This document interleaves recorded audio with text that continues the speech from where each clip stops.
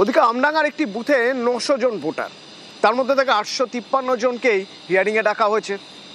হয়রানির অভিযোগ তুলে এবার তারা বিক্ষোভ দেখাচ্ছেন। কি অবস্থা সেখানকার জানবো। জিয়াউল রয়েছে সরাসরি আমার সঙ্গে। জিয়াউল,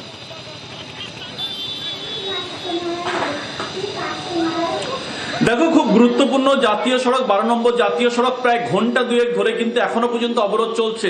মূলত এসআইআর হয়রানির অভিযোগ তুলে এলাকার মানুষ বিক্ষোভ দেখাচ্ছেন। আমডাঙ্গা রাহানা 74 নম্বর বুথে সেখানে 900 ভোটারের মধ্যে 853 জনকেই হিয়ারিং এর নোটিশ পাঠানো হয়েছে।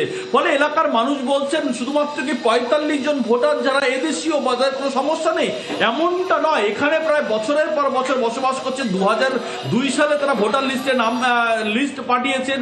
সমস্ত ডকুমেন্টস দেওয়ার পরেও কেন এই এতগুলো মানুষকে, অর্থাৎ প্রায় 853 জনকে হিয়ারিং এর নোটিশ পাঠানো হয়েছে। একাধিকবার তারা প্রশাসনের দপ্তরে গেছেন, কিন্তু কোনো সুরাহা হচ্ছে না। ফলে প্রায় না হলে 95% মানুষকে কিন্তু হিয়ারিং এর নোটিশ। আর এই দাবি তুলেই নির্বাচন কমিশন সাধারণ মানুষকে হয়রানি করছে। এই দাবি তুলে 12 নম্বর জাতীয় সড়ক রাহানা এলাকায় একেবারে পোস্ট ফেলে আগুন জ্বালিয়ে তারা কিন্তু রাস্তা অবরোধ করে বিক্ষোভ দেখাচ্ছেন এবং এটাও বলছেন যতক্ষণ না পর্যন্ত নির্বাচন কমিশনের কোনো কর্তা তাদের কাছে না আসেন ততক্ষণ পর্যন্ত তারা এই লাগাতার আন্দোলন অবরোধ চলবে। শুধুমাত্র 12 নম্বর জাতীয় সড়ক খুব গুরুত্বপূর্ণ, তুমি জানো, একেবারে উত্তরবঙ্গের সঙ্গে সরাসরি সংযোগ এই জাতীয় সড়ক। ফলে সেই জাতীয় সড়ক ঘন্টা দুয়েক ধরে কিন্তু এক অবরুদ্ধ হয়ে রয়েছে। ফলে চরম সমস্যায় সাধারণ মানুষের মধ্যে পড়তে হচ্ছে। কিন্তু যেভাবে 900 জন ভোটারের মধ্যে 853, আমাদের দাবি হচ্ছে আমরা এসআইআর মানছি, কিন্তু এসআইআর এর নামে যে মানুষকে হেনস্থা করা হচ্ছে,